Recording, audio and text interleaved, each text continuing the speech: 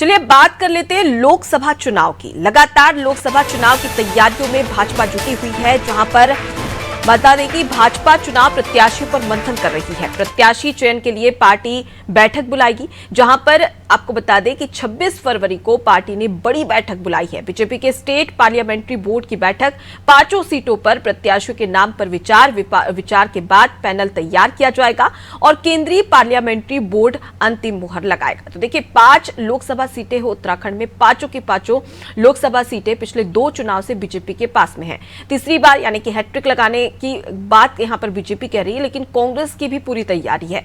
ऐसे में 5 सीटों पर किस प्रकार से क्या स्ट्रेटेजी, क्या रणनीति के तहत प्रत्याशियों को, उम्मीदवारों को उतारा जाएगा और कौन से प्रत्याशी पर दाव लगाएगी भाजपा, ये देखना दिलचस्प होगा। और इसी को लेकर रणनीति और रणनीति के तहत ये बैठक भी बुलाई गई है।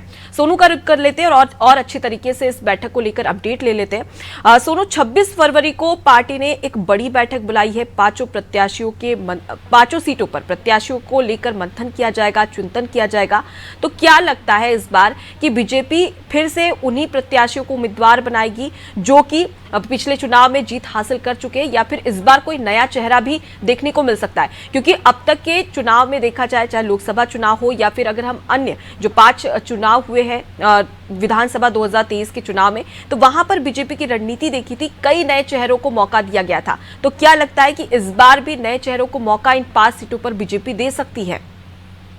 देखिए, कई नए चेहरे इस बार बीजेपी चुनाव में उतार सकती है और इसी पर मंथन होना है। बीजेपी लगातार ये कोशिश कर रही है कि ऐसे चेहरे को चुनाव में उतारा जाए जिसका अपना एक जनाधार हो, जो क्षेत्रीय और जातीय संतुलन रखता हो और जिसका पार्टी संगठन में अपना एक वर्चस्व हो। इसी पर चर्चा होगी और तमाम पहलुओं को ध्यान में रखते हुए जिसका मजबूत जनाधार होगा, ऐसे नेता को जो व्यवहार कुशल होंगे, ऐसे नेता को, और जो उत्तराखंड की भौगोलिक परिस्थिति के लिहाज से, सियासी परिस्थितियों के लिहाज से और यहाँ के तमाम समीकरणों के लिहाज से पार्टी को लगता है कि ऐसे प्रत्याशी के ऊपर दांव खेला जाए, ऐसे ही प्रत्याशी को पार्टी चुनाव में उतारने जा रही है। पहले स्टेट पार्लियामेंट्री की बोर्ड की बैठक में मंथन होगा और प्रत्याशियों के जो नाम है उनका एक पैनल तैयार किया जाएगा और मंथन के बाद फिर केंद्रीय पार्लियामेंट्री बोर्ड को ये नाम भेजे जाएंगे और उसके बाद जो अंतिम मोहर है केंद्र से लगने वाली है।